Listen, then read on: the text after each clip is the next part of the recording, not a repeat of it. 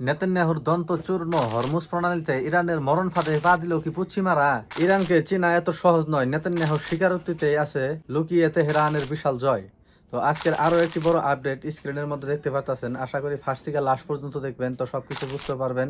তো চলুন বন্ধুরা, শুরু করা যাক ভিডিওটি। ইরানকে দুর্বল ভাবা কি আমেরিকার এবং ইসরায়েলের কি সব থেকে বড় ভুল ছিল?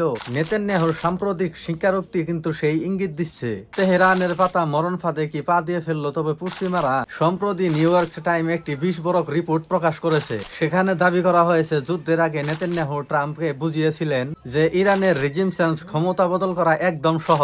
কিন্তু এখন যখন সিবিএস এর 60 মিনিট ইন্টারভিউতে তাকে চেপে ধরা হলো, তখন তিনি সরাসরি অস্বীকার করলেন। তিনি বলেছেন যে আমি কখনো গ্যারান্টি দেইনি যে এটি হবেই।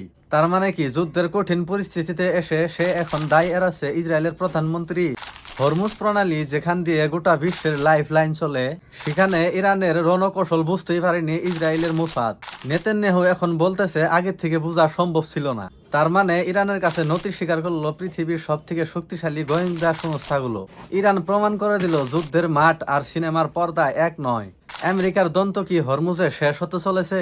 আপনাদের কি মনে হয় বিশ্ব রাজনীতিতে কি ইরান সুপার পাওয়ার হয়ে উঠলো? দ্রুত কমেন্ট বক্সে জানান এবং ভিডিওটি লাইক ফলো করে অবশ্যই পাশে থাকুন।